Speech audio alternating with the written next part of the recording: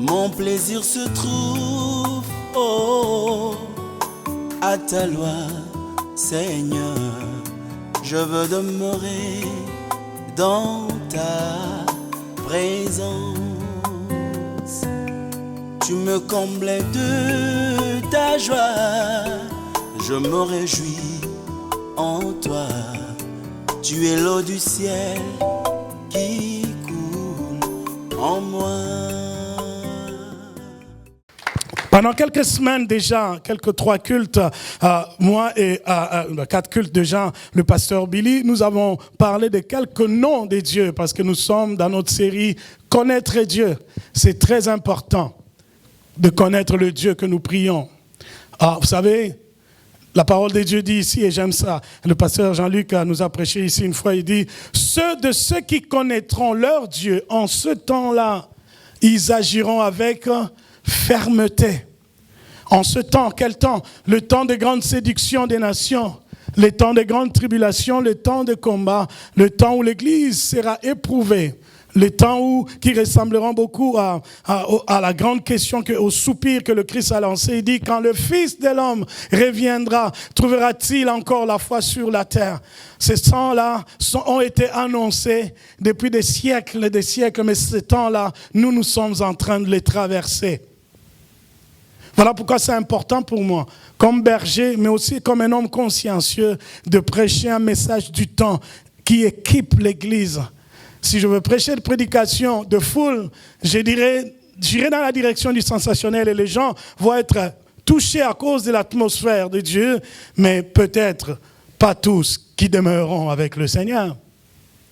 Parce que si le Fils de Dieu lui-même s'est rendu compte qu'il y en a qui ne venaient pas pour lui, mais qui venaient pour ce qu'il faisait, c'est encore d'actualité aujourd'hui. Que beaucoup de gens viennent à l'église, non pas pour Dieu, mais ils viennent pour ce que Dieu va faire dans leur vie. Jésus a dit, vous me cherchez partout, je sais pourquoi vous me cherchez.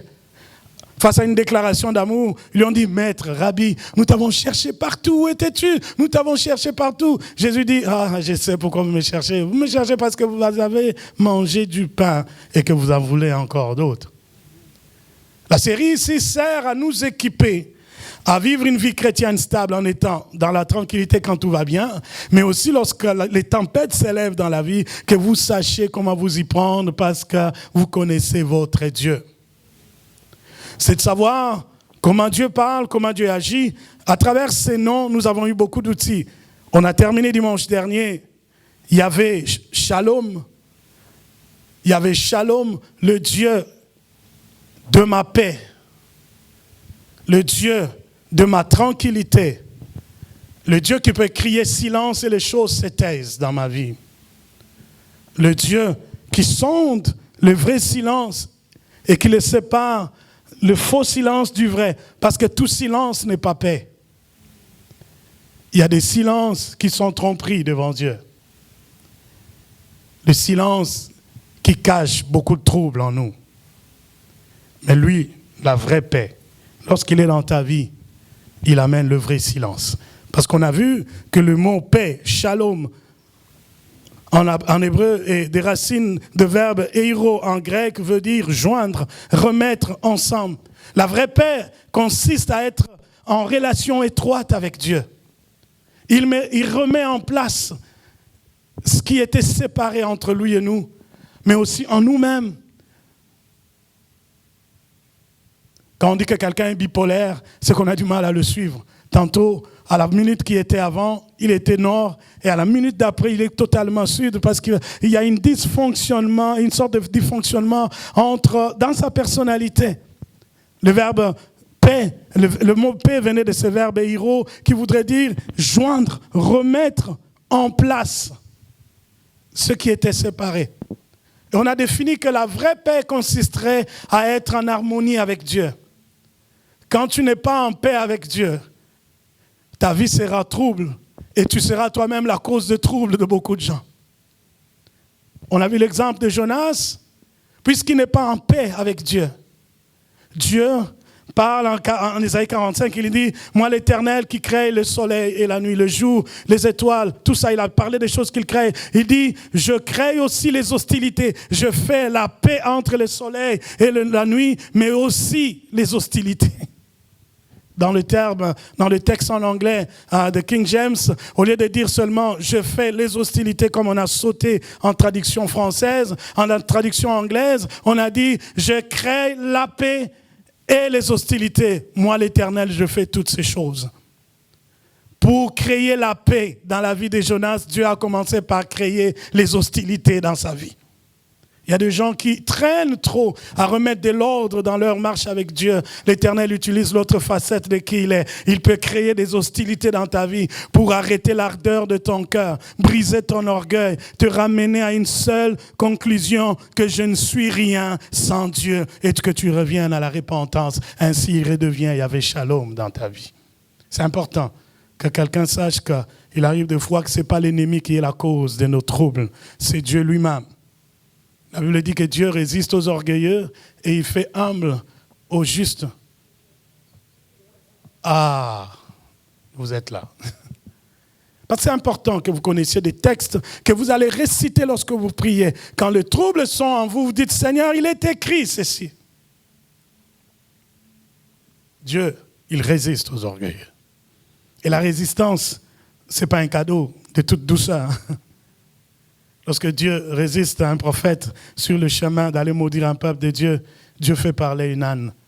L'âne parle.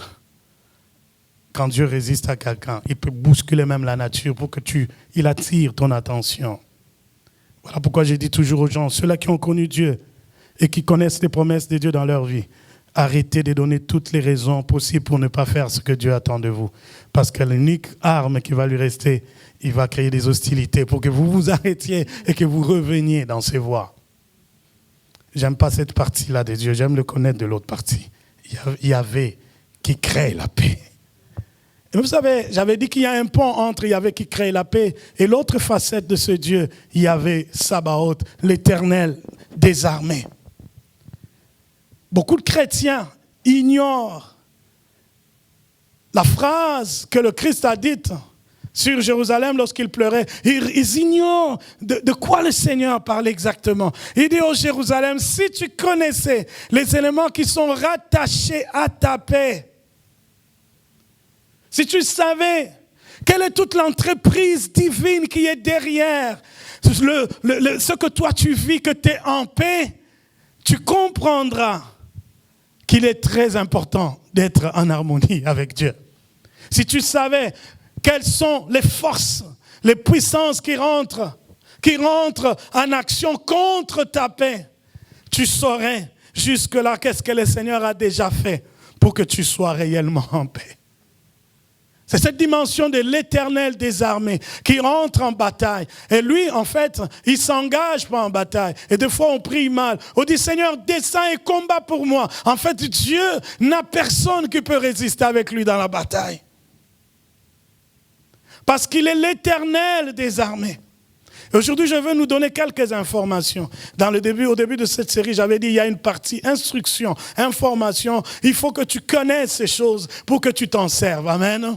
Il y a l'information. Il faut qu'on connaisse d'abord, dans Josué chapitre 5, verset 14, que Dieu a une armée. Et cette armée a aussi un chef de l'armée.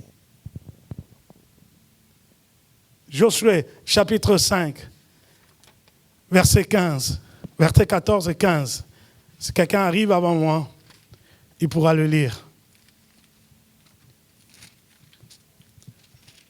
Apparemment, j'arrive avant vous.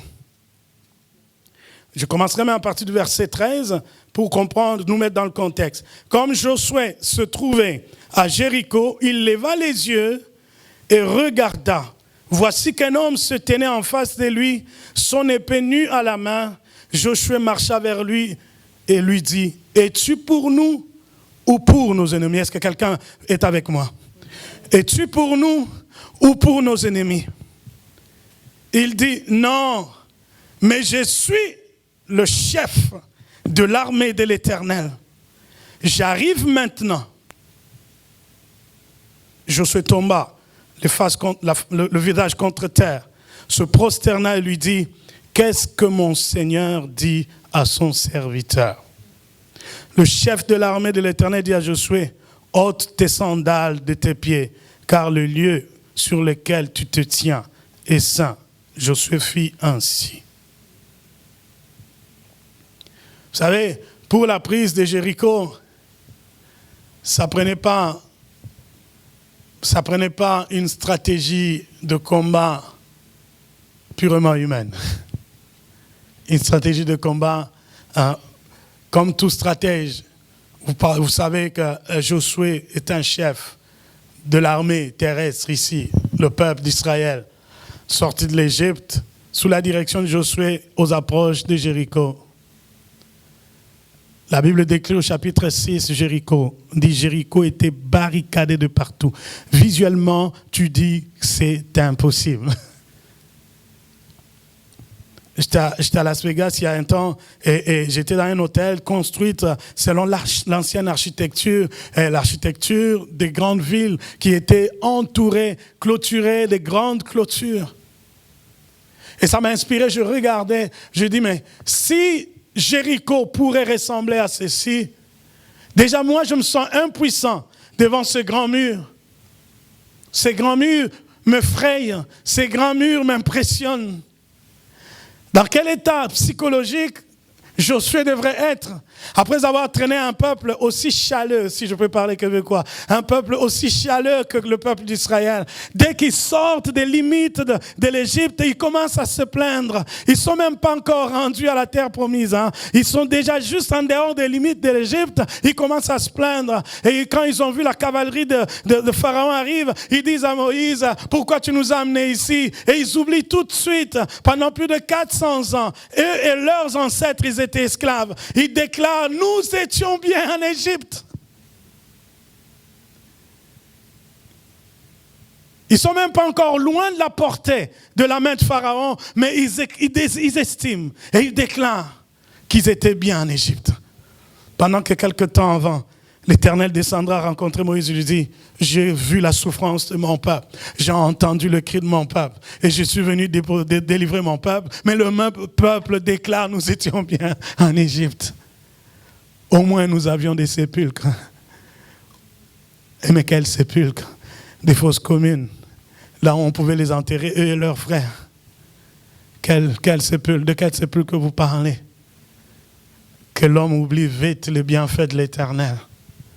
Que l'homme oublie vite d'où Dieu l'a pris. Imaginez maintenant comme un leader, Josué a ce peuple-là derrière lui. Quelques temps avant même qu'ils arrivent à Jéricho, le même peuple, ils attendaient. Josué et les autres sont allés investiguer. Et les autres, quand ils sont revenus avec un discours à la main, ils ont découragé toute la masse. Ils ont dit que dans ce territoire, il y a des fils d'Anak, des géants. C'est impossible. On n'a même pas vu que ce que Dieu avait promis, qu'il y avait le lait et le miel qui coulaient. Tout ce qu'on a vu, des géants. Josué et Caleb doivent parler, convaincre les autres, leur dire, ne vous en faites pas. L'Éternel qui nous a tirés de l'Égypte jusqu'ici, qui nous a donné la victoire sur les Amalécites, les Moabites, les Hittites. Josué commence à se rappeler comment l'Éternel leur a donné la victoire. Il dit, ne vous en faites pas, ne perdez pas courage. Dieu nous donnera Jéricho, mais il ne sait pas comment. Qu'est-ce qui permet l'investigation? Qu'est-ce qui permet à ce que Jéricho tombe? C'est la portée de la main de l'Éternel, le Yahvé Sabaoth, l'Éternel des armées. Il dit aujourd'hui, Josué, je vais ouvrir tes yeux à comprendre que ce n'est pas ta bataille, c'est ma bataille. C'est pas ton combat, c'est mon combat. Ce ne sont pas les géants qui se sont levés face à toi, c'est contre moi qui se sont levés. Et je n'ai pas oublié les promesses que je fais à mon serviteur. Je vous tirerai de l'Égypte et je vous rentrerai dans le territoire que j'ai promis moi-même. Ce ne sont pas vos problèmes. Vos guerres deviennent les guerres de Dieu. Les batailles que vous vivez deviennent les batailles de Dieu. Lorsque vous êtes capable de vous prosterner devant lui, de le laisser être El Sabaoth, l'Éternel des armées dans votre vie. Comment l'Éternel des armées va parler à Josué? Il vient par lui ouvrir les yeux. Ce n'est pas que ce phénomène est subit. Tout à coup, l'ange existe. Lorsque Josué voit cet homme avec une épée nue, brillante de gloire, j'aime Josué. Au lieu de fuir, Josué marcha vers lui. Est-ce que quelqu'un peut dire avec moi, Josué marcha vers lui? Combien de fois nous avons nous-mêmes invoqué l'Éternel dans des retraites de prière, on invoque Dieu, on dit Seigneur descends et agis, et dans le calme on entend juste une porte qui s'ouvre tranquillement au lieu de dire mais voici Seigneur, et on commence à chasser au nom de Jésus, nous te chassons, et pourtant c'est le moment de marcher vers l'Éternel. Combien de fois nous avons chassé nous-mêmes les visitations angéliques? Parce qu'en nous, il y a la peur, il y a encore la méconnaissance de comment Dieu visite son peuple. Tu pries, tu t'endors, tu sens une présence divine qui rentre dans la chambre, puisque tu ne sais même pas différencier laquelle est divine et laquelle est satanique. Tu sens juste qu'il y a des frissons, les cheveux s'élèvent dans ta tête et tu commences à chasser. Au nom de Jésus, esprit de mort, sors! Et tout à coup, la présence s'en va. Et tu te dis que j'ai gagné la bataille. Et pourtant, cette nuit-là, ça pourrait être Dieu. Ça pourrait être Dieu. Que le Saint-Esprit ouvre les yeux de quelqu'un à savoir quand est-ce que Dieu le visite. Parce qu'il y a des combats que tu ne gagneras qu'après avoir accueilli la visitation divine. Parce que cette visitation nous rassure, nous équipe, nous donne la confiance et nous ouvre les yeux sur les réalités qui nous échappent. Que dans un combat spirituel, nous ne sommes pas seuls. Il y a une armée dans les cieux. Une armée dans les cieux. Le chef de l'armée se leva et Josué, allant vers lui, il pose la question, qui es-tu? Pour quelqu'un qui est affermi, il ne crie pas au sorcier tout de suite. Il dit, qui es-tu? Qui es-tu? Seigneur, est-ce toi, Seigneur? Est-ce toi, mon Dieu? Jésus marche sur les eaux. Les disciples crient en fantôme. Mais il n'y a qu'un seul qui a posé la vraie question. Rabbi, est-ce toi? Pierre dit, Seigneur, si c'est toi, ordonne et que je marche comme toi. Et la réponse est simple, c'est moi, marche donc, viens. Quand on n'a pas peur, on l'accueille. Quand on l'accueille, il nous rend capables.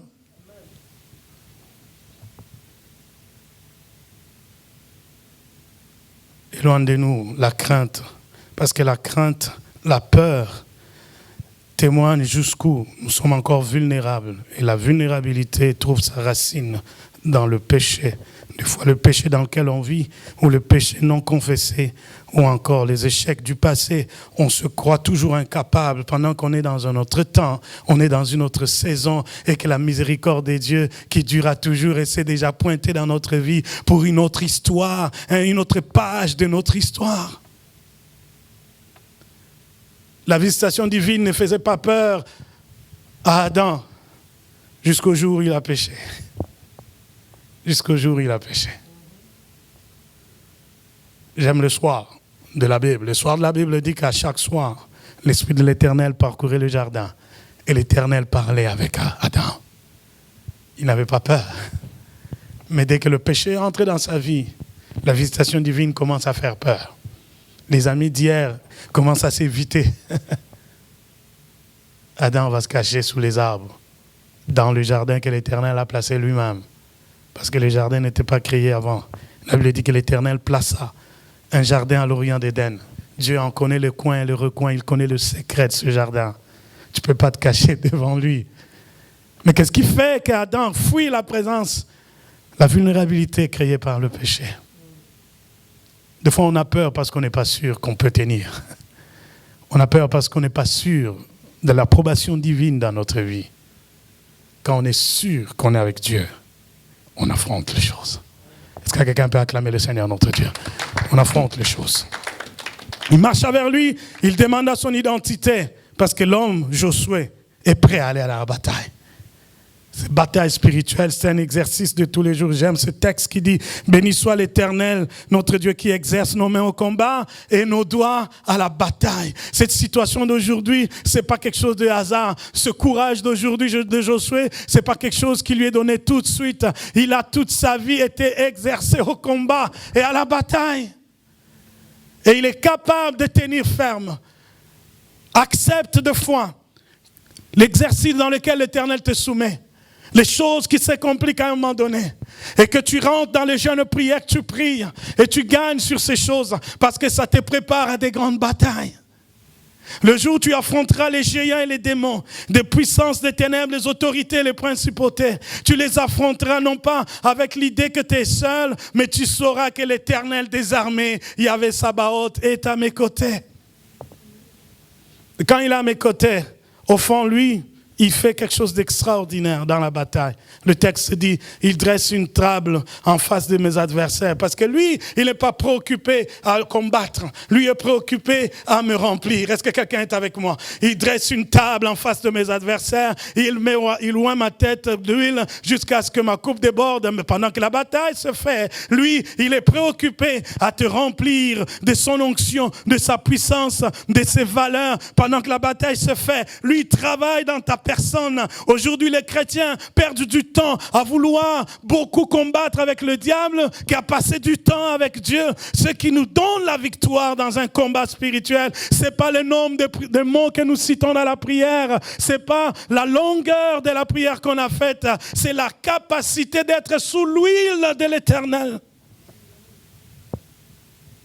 Et qui combat pendant que nous communions avec Dieu? Le chef de l'armée est venu faire le travail. Le chef de l'armée. C'est important que tu saches. Le diable n'a pas peur du timbre de ma voix. Il n'a pas peur de la grosseur de ma poitrine, encore moins de ma longueur. Et s'il en était ainsi, je pense que tous les joueurs des NBA allaient faire fuir le diable parce qu'ils sont assez grands. Le diable n'a pas peur de notre taille, ni des études qu'on a faites. Tout ce qui l'impressionne dans un homme, c'est la divinité qui est grandissante et puissante en nous. Cette divinité, on l'apprend lorsqu'on communie avec Dieu. Elle grandit, elle grandit. Et ça fait de nous des héros comme Josué, des hommes qui ne reculent pas, qui peuvent causer avec le chef de l'armée, qui peuvent aussi continuer la bataille avec le chef de l'armée dans ses rangs. Gloire à Dieu. J'allais vite. Le chef de l'armée se dit, il dit non, parce que la question était, es-tu pour nous ou pour nos ennemis? Vous savez, dans la vie, j'ai appris, ce n'est pas tout celui qui t'entoure qui est avec toi. Ce n'est pas tout celui qui se tient avec toi et qui est pour toi. Hier, je parlais avec un homme de Dieu, on préparait un thème pour un travail qui va venir bientôt, je vais vous l'annoncer. On priait ensemble et je lui ai dit, homme de Dieu, jusqu'à ce que le Seigneur nous permette à ouvrir les yeux, beaucoup de gens vont savoir que leur malheur ne vient pas de loin. C'est de si près que ça vient. Parce que pour avoir Jésus, le diable n'a pas touché un sadducéen ou un chef du temple. Le diable est rentré dans le cœur de quelqu'un qui pouvait reconnaître le Fils de Dieu à Gethsémane dans les ténèbres. En pleine obscurité, cet homme pouvait savoir que ça, c'est pas Pierre. Même si tous ils ont la barbe, ça, c'est pas Pierre. Quand vous me verrez baiser telle personne, c'est lui Jésus. Il connaissait bien Jésus. Il connaissait son allure physique. Il ne pouvait pas le confondre dans le noir avec les autres. Il savait que ça, c'est le Jésus, ça. S'il y a de troubles qui nous arrivent dans la vie, ce n'est pas de loin que ça vient. Assez souvent, ça vient de plus proche que nous. C'est important de savoir qui est avec toi. Qui est pour toi. On a vu des mamans ensorceler leurs propres enfants. Et pourtant, tu es sorti de ces seins, mais tu ensorcelles. Un grand joueur de soccer, Adebayor, grand succès, connu partout, beaucoup d'argent. Mais 4 saisons de suite, il est en train de sombrer. Alors il craque, il appelle la presse anglaise, il dit tout ce qui m'arrive ici, c'est ma mère qui est responsable. Depuis que je suis retourné au pays, après un tel mondial, je suis rentré et voilà ce qu'elle a fait. Elle a fait de la sorcellerie sur moi, sa propre mère. Et il se questionne, il dit, mais qu'est-ce que je n'ai pas fait pour ma maman? Qu'est-ce que je ne lui ai pas donné? Qui est pour nous? Est-ce que tu es avec nous? Je ne peux pas m'engager dans la bataille avec n'importe qui. Ah, pasteur, j'avais envie de passer la nuit de prière avec toi. C'est bon. Il faut que Dieu me dise, est-ce que tu agis en ma faveur? Parce qu'on a vu dans des nuits de prière des sorciers venir. Des sorciers venir chanter Alléluia, chanter des cantiques, mais on foutait aussi la réunion.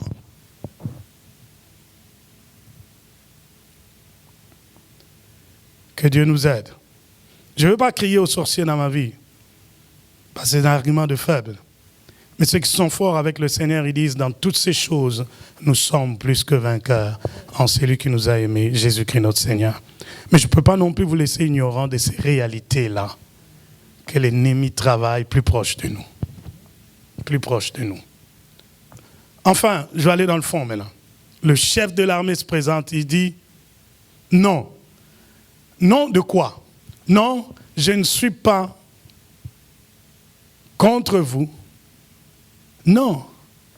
Mais il va vite dans son identité. Parce que la question était, es-tu pour nous ou pour nos ennemis? Quand il dit non, est-ce qu'il a dit que je ne suis pas pour les ennemis? Il va droit au but. Droit au but, je suis le chef de l'armée de l'Éternel. Cette réponse devait répondre à toutes les autres questions qui pourraient venir après. Si je suis le chef de l'armée de l'Éternel et que je t'apparais à toi, serviteur de l'Éternel, automatiquement tu dois savoir que je suis de ton côté. Je suis de ton côté. Je suis du côté des saints. Et vous devez saisir, donc, comme première conclusion dans cette partie, l'Éternel des armées, il utilise son chef des armées à l'avantage des saints. Si tel est le cas, nous comprendrons la deuxième information. Celle que Élisée déclare tout haut. Élisée dit à son serviteur, 2 Rois, chapitre 7.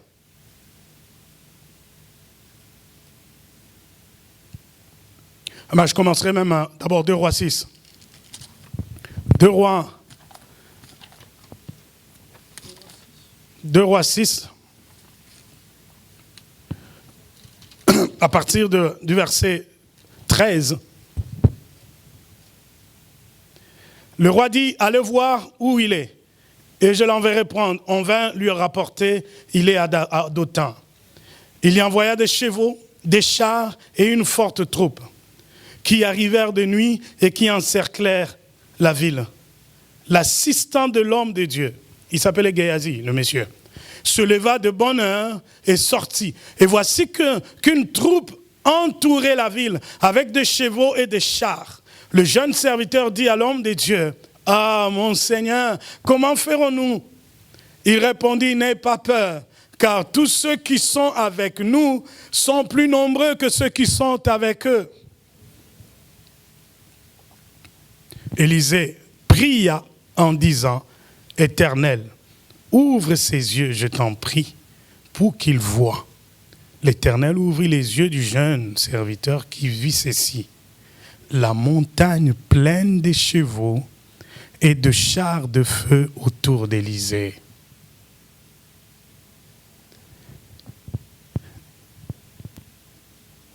Les Syriens descendirent vers Élisée. Alors il pria l'Éternel en disant, « Frappe d'aveuglement cette troupe, je t'en prie. » Et l'Éternel les frappa d'aveuglement selon la parole d'Élisée. Et si on prend 2 Rois 7, rapidement, verset 6, « Le Seigneur avait fait entendre dans le camp des Syriens un bruit de chars et un bruit de chevaux, le bruit d'une grande armée.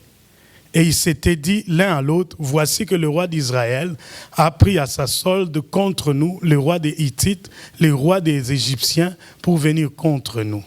Ils s'élevèrent, s'enfuirent du crépuscule, abandonnant leurs tentes, leurs chevaux et leurs ânes.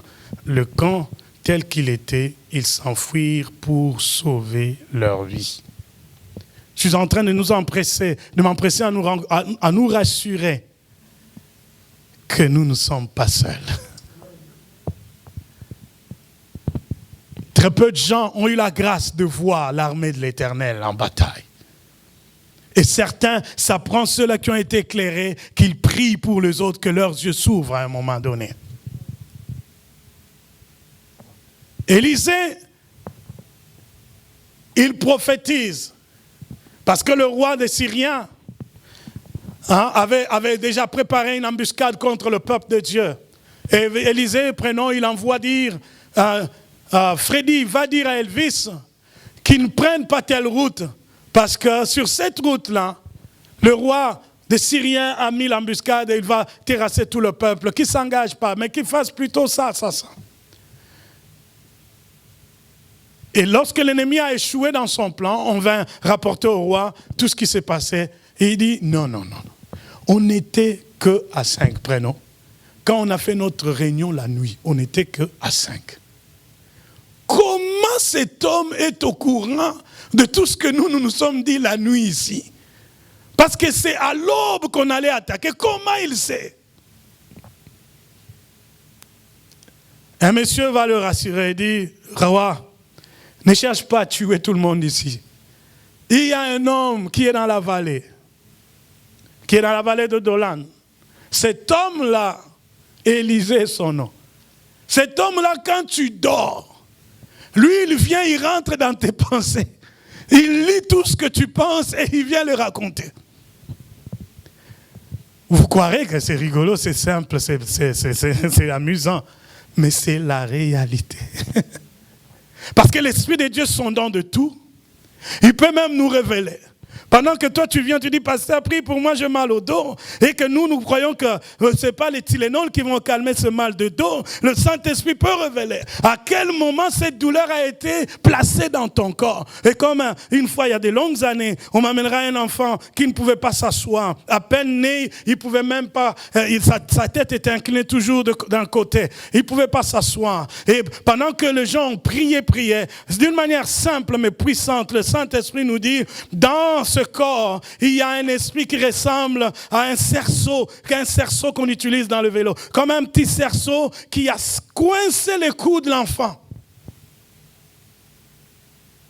Et je vois des étincelles qui ressemblent à une prise de 2 forces de courant qui se croisent et ça fait des étincelles. Et pendant que je le dis, sa maman pousse un cri.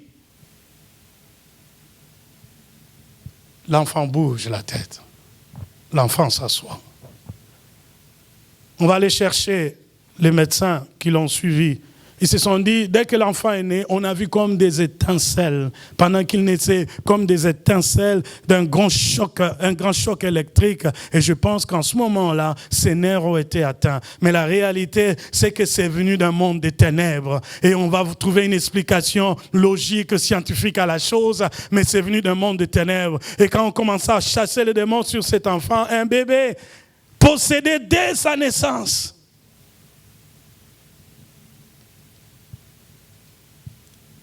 Il va s'asseoir à un âge un peu avancé. Le Saint-Esprit parle. Quelqu'un dit le Saint-Esprit parle. Il parle en faveur de saints, il avertit. Et quand il trouve que les choses se compliquent, on passe à une autre dimension, on va engager l'armée de l'Éternel. Quand les choses se compliquent pour nous, invoquons El Sabaoth, l'Éternel des armées. Élisée dit à Géasi qui s'inquiétait parce qu'il a vu une armée tout autour de la montagne. Il a vu des chars et des chars. Et je bénis Dieu. Si en ce moment-là, pour faire face à ces chars, l'Éternel va ouvrir les yeux de Géasi, qu'il voit aussi d'autres chars. Qu'il voit d'autres chars, peut-être qu'il pouvait les reconnaître comme étant chars parce que ça prenait la forme de choses qui étaient de sa réalité. Je dis que si aujourd'hui on veut connaître la puissance de Dieu et que Dieu va transposer cette image-là en 21e siècle, ça serait des gros bulldozers, des grands chars de combat à l'image de ce que les Américains ont, des drones qui vont circuler sans pilote. Ça sera l'image de ce que nous connaissons. Nous saurons que c'est un Dieu qui dirige des grandes armées. Des grandes armées.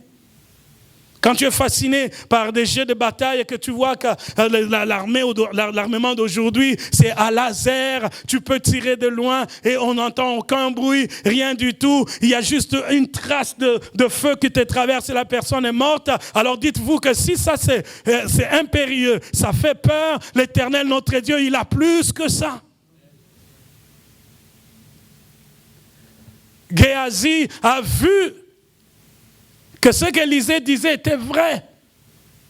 Élisée dit, ne crains rien, car ceux qui sont avec nous, ils savaient qu'il y a des multitudes d'anges engagés dans le combat en notre faveur. Ils savaient. On a chanté, je sais qui je suis. Est-ce que quelqu'un sait qui il est maintenant? Tu es le fils du Dieu très haut. Tu es la fille du Dieu très haut. Autrement dit, comme les Canadiens ne peuvent pas laisser un citoyen canadien périr sur une terre étrangère, comme les Américains ne peuvent pas laisser un citoyen américain périr sur une terre étrangère, les anges de Dieu viendront de la cité d'où on est venu, ils descendront sur une terre étrangère où on est et ils viendront à notre secours parce que nous sommes des citoyens célestes, nous sommes des enfants du royaume céleste et il n'engagera pas une armée terrestre d'abord. D'abord, ça sera une armée céleste. Celle qui vient de doute, nous venons. L'armée de Dieu va terrasser tout homme sur terre qui s'en prendra à ma vie. Fils-t-il puissant, fils-t-il grand, lorsque l'Éternel engage une armée à ma faveur, il dira, ne crains rien. Quand tu pries et que tu es angoissé et que tu entends une conviction du Saint-Esprit, il dit, sois sans peur. Dis-toi que l'Éternel a déjà engagé quelque chose. L'Éternel a déjà engagé des gens de commando. Hein, vous savez, j'écoutais à la radio il y a 2 jours, et 4 femmes, je pense, si je ne me trompe pas, 4 femmes américaines ont réussi un exploit que plusieurs soldats dans la marine ne réussissent pas. Et ils n'ont jamais eu ce symbole-là. Ils font partie d'un groupe de commandos qu'on appelle Rangers. 4 femmes sont parties maintenant de ce groupe-là. On dit que ce groupe-là, il ne faut pas vouloir avoir affaire avec eux. Parce que eux, ils sont des combattants hors normes. Mais écoutez, nous avons aussi des combattants hors normes dans la parole de Dieu. Hein? Je voudrais vous informer que nous avons aussi des rangers au ciel. Hein? Lorsque vous lisez Psaume 68, et je finirai par ces textes-là, Psaume 68 à partir du verset 12 et le verset 18 sont des versets clés. Il faut que quelqu'un soit emporté en esprit pour qu'il ait une telle révélation que le psalmiste David va nous donner ici. Il dit dans Psaume 68, juste le temps que j'arrive à mon texte, oh Jesus, fais-nous du bien Seigneur. Verset 12. Le Seigneur donne une parole et les messagères de bonnes nouvelles sont une grande armée. Ok, ça c'est connu, on a déjà lu qu'il y a une grande armée, mais qu'est-ce qu'il y a de plus? Pourquoi, verset 17, pourquoi montagne aux cimes nombreuses, jalousez-vous. La montagne qu'il a plu à Dieu d'habiter. L'Éternel n'en fera pas moins sa demeure à perpétuité. Les chars de l'Éternel se comptent par 20 000, par milliers et par milliers. Le Seigneur est au milieu d'eux. Le Sinaï est dans le lieu saint. Cette redondance de milliers par milliers, introduit une catégorie d'anges qu'on appelle des Shinéans, des grandeurs célestes. Ceux-là, ils sont autour du trône. Des milliers, et le trône est là, au milieu d'eux. Quand Dieu dit maintenant, les messagères de bonnes nouvelles, et les anges entendent. La Bible dit qu'il fait de ses messagers des flammes de feu. Ils viennent comme des flammes de feu.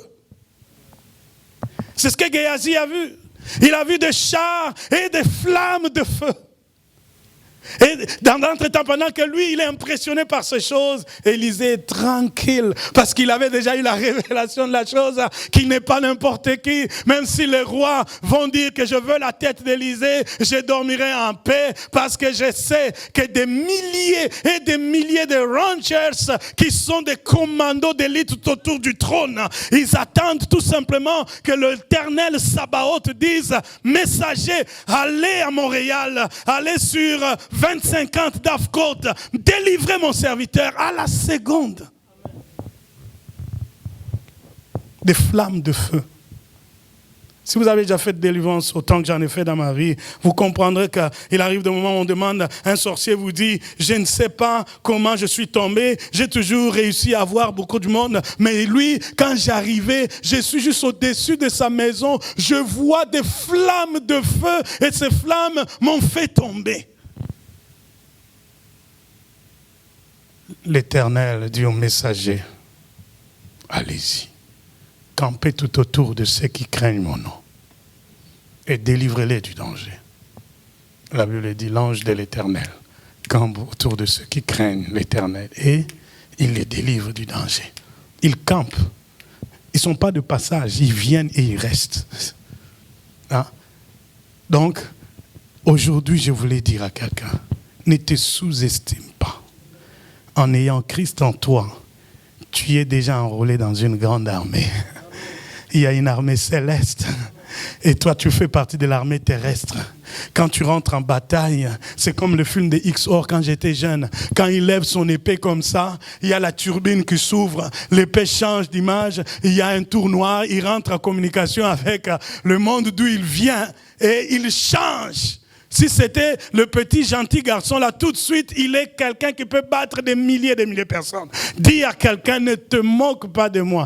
Quand je change de face, je ne suis plus la même personne.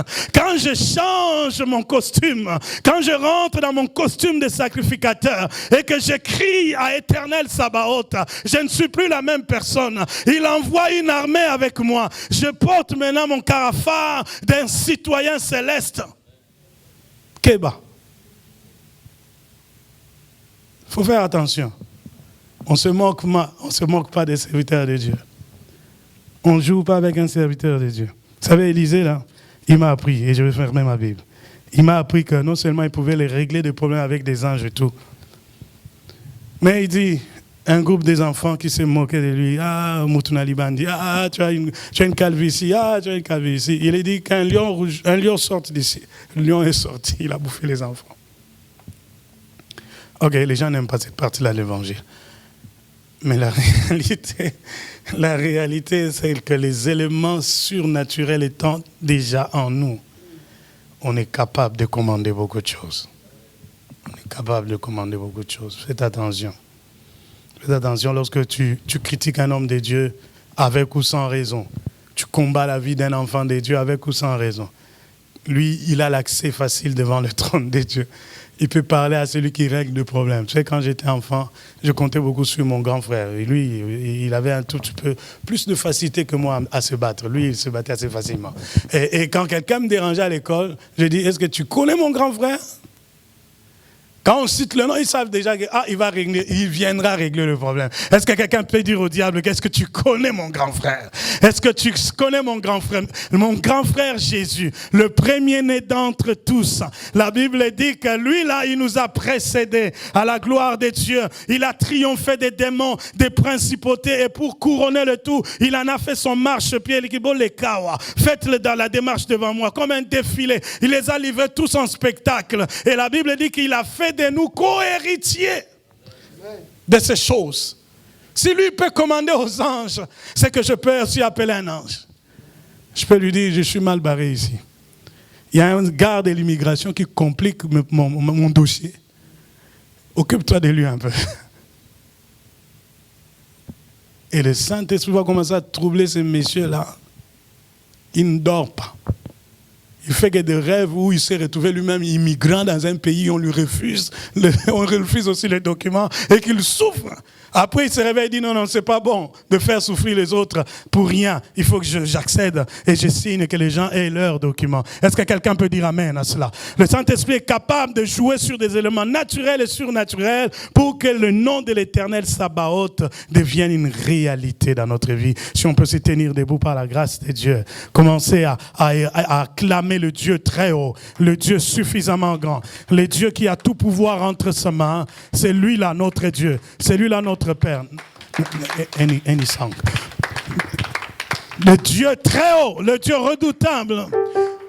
La Bible dit que nous avons tout pleinement, Jésus-Christ notre Seigneur. Nous avons tout pleinement. Nous avons l'accès dans les lieux les plus élevés. Les lieux les plus élevés. Qu'on a appelé le Sinaï de Dieu. Où l'Éternel est assis sur son trône. Et les anges des milliers. Les milliers des milliers, c'est les triples de ce qu'un ange ordinaire peut avoir. Ils peuvent être là. Ils sont là tout autour du trône. Et ils savent que je suis le fils de celui qui est assis sur le trône. Je bénis le Dieu très haut qui m'a enrôlé dans ce royaume de sacrificateurs en donnant Jésus-Christ sur la croix pour moi. Je te bénis d'avoir inscrit mon nom sur la liste des bénéficiaires de l'armée céleste. Ils doivent travailler à mon avantage, à mon bonheur, à la gloire de ton nom dans la vie de quiconque est ici. Seigneur, je bénis l'œuvre que tu as accomplie sur la croix pour que ma soeur ne soit plus orpheline, que mon frère ne soit plus orphelin, que personne ne s'appelle délaissé ni abandonné. Tu nous as achetés par le sang le plus précieux et tu as inscrit nos noms dans cette nouvelle race, une nouvelle race des hommes qui sont hybrides. Ils sont humains et divins sur terre. Ils sont humains et divins sur terre. Ils peuvent communiquer avec les anges de Dieu. Ils peuvent parler avec les hommes. Ils peuvent parler avec les cieux. Ils peuvent vivre sur terre et avoir les bénéfices du royaume éternel. Je bénis ton nom, Jesus. Kamanare shendere bebe kamaota. Oh, il n'y a que toi. Ota sandaraba kobobo shendere be kamana. Il n'y a que toi. Rien, alors rien ne continuera à te faire peur, fils de Dieu. Rien ne continuera à te terrasser. Rien ne continuera à te prouver à la sorte, à te renverser. Car tu as un Dieu puissant. Tu as un Dieu tout puissant. Il est le très haut. Il est le redoutable. Il est l'humiliable Dieu. Il est l'invincible roi. El Sabaoth, l'Éternel des armées. Tiens-toi là donc. Que tes nations se prosternent devant toi. Que les peuples entiers s'inclinent devant toi. Que les peuples entiers s'inclinent devant toi. L'Éternel qui dit au messager, soufflez, et il souffle comme un souffle de feu. Il se déplace à la fraction d'un seconde, car tu es un Dieu redoutable, un Dieu un Dieu puissant, un Dieu vivant, un Dieu qui parle, un Dieu qui ordonne, et tout se soumet à toi. La Bible dit, tu dis un mot et la chose arrive à cause de ta capacité, à cause de ta toute puissance. Ordonne donc que les cieux s'ouvrent. Eloi, Eloi, Eloi, Lava Wetebe, Rekemanarasha, Uokobobo, Zeneri et Rebekamana. Ordonne, Eloi, ordonne que l'armée se tienne maintenant. Campe dans la vie de ma soeur, campe dans la vie de mon frère, campe dans la vie de cette maman. Que l'armée se tienne à côté de ma fille, à côté de la vie de ma femme, à côté de la vie de mes enfants. Que l'armée se tienne. Jesus, Seigneur, il n'y a que toi. Yahweh. Hey. Nous avons un Dieu vivant. Tu vas parler à tous ceux qui nous entourent, mais qui ne sont pas pour nous. Tu vas les présenter devant Dieu. Tu diras, Éternel, tu connais qui s'est rapproché de moi pour ma destruction. Tu sais qui me salue pour ma perte. Tu sais qui déclare qu'il m'aime, mais il a des projets de malheur pour moi. Éternel, engage un ange qui va régler le problème de mes ennemis. La Bible dit, Dieu se lève et ses ennemis se dispersent. Laisse qu'il élève une armée tout autour de toi pour que tous ceux-là qui sont ennemis de ta vie se dispersent. Parle à Dieu. Parle à Dieu. Dis-lui que telle personne me crée trop de problèmes. Depuis un temps, telle chose est plus forte que moi. Je veux que la cause de cette situation, Seigneur, que tu t'en occupes, car tu es l'Éternel des armées. Seigneur, tu sais quel autel a été élevé contre ma fille. Tu sais qui a brûlé quel encens contre ma fille. Tu sais quel sacrifice a été donné contre la vie de mon frère, contre ma vie, qui en veut à mon bonheur, qui travaille contre moi, par ses paroles, par ses incantations, par ses pratiques occultes, par la méchanceté de son cœur. Tu sais qui travaille contre notre bonheur, contre notre progression, contre notre succès, contre notre avancement. Je dis aujourd'hui que le chef de l'armée de l'Éternel, que le chef de l'armée de l'Éternel s'occupe de vous, qu'il s'occupe de vous, vous tous qui travaillez contre les saints, vous tous qui travaillez contre les saints, qui combattez la progression des enfants de Dieu, qui détruisez les vies des gens. Je lève contre vous l'armée de l'Éternel, l'armée de l'Éternel, l'armée de l'Éternel, l'armée de l'Éternel, dans le nom de Jésus. Hey, hey, hey, hey. Jesus.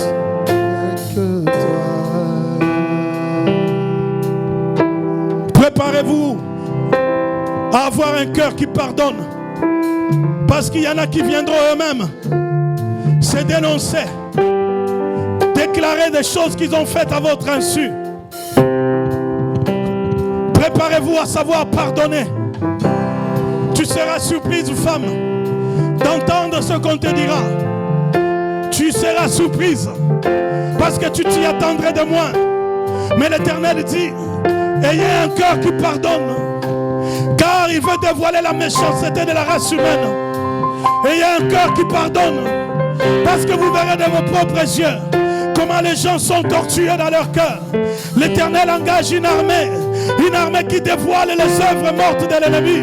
Dans les ténèbres, ceux-là qui ont travaillé contre vous, ils seront dénudés dans le nom de Jésus. Père, je finis ces instants par bénir ton nom en disant, j'aime ta façon de nous aimer. Tu nous révèles les choses cachées de ta parole pour enrichir notre âme, mais aussi aiguiser nos armes. Donne à quelqu'un le courage qu'il faut. Donne la détermination à quelqu'un. Donne de hardiesse à quelqu'un. Donne un esprit qui affronte les choses. Un esprit qui ose avancer. Parce que c'est en cela que nous verrons combien tu vas déployer ta force à notre avantage. Je prie pour quiconque a reçu ce message avec soumission et brisement, qu'un ange de l'Éternel marche avec lui. Engage le feu pour lui dans sa demeure. Engage le feu, car tu diras à Josué, regarde, je te livre cette ville et tout ce qui s'y trouve, car l'Éternel est un feu dévorant. Engage le feu dans nos familles, là où des incantations ont été faites, des paroles ont été dites, des sacrifices ont été faits, les autels ont été levés contre le bonheur de quiconque est ici, quiconque croit au nom de Jésus dans cette ville, quiconque sert Dieu avec crainte et tremblement dans ce pays, quiconque marche dans la volonté de Dieu, mais qui traverse des moments difficiles parce que l'ennemi a entouré sa vie. Aujourd'hui, je déclare que le feu, que l'armée de feu, le char de l'Éternel entre en bataille au bénéfice des saints dans le nom de Jésus. Et le peuple de Dieu acclame notre Dieu, car la victoire est certaine. Nous déclarons que nous serons plus que vainqueurs, car ceux qui sont avec nous, ils sont plus nombreux que ceux-là qui nous terrassent, ceux-là qui nous entourent, ceux-là qui nous envahissent. Je dis que dans les cieux, il y a une armée qui est en mouvement maintenant, une armée en mouvement pour ton bonheur sur cette terre, dans ce pays, dans cette ville. Que les principautés de cette ville sachent qu'une armée de l'Éternel s'est engagée en notre faveur dans le nom de Jésus. Jesus. Merci Seigneur pour tout ce qui s'est fait déjà. Par les yeux de la foi, nous allons encourager les saints à être dans le shalom de Dieu. Car si Dieu est pour nous, qui pourra donc être contre nous? Tout pour la gloire de ton nom. Nous avons ainsi prié. Amen. Amen. Mon plaisir se trouve, oh, à ta loi, Seigneur. Je veux demeurer dans ta présence. Tu me comblais de ta joie. Je me réjouis en toi. Tu es l'eau du ciel qui coule en moi. Oh Jésus, sois mon plaisir. Oh Jésus, sois mon plaisir. Oh Jésus, sois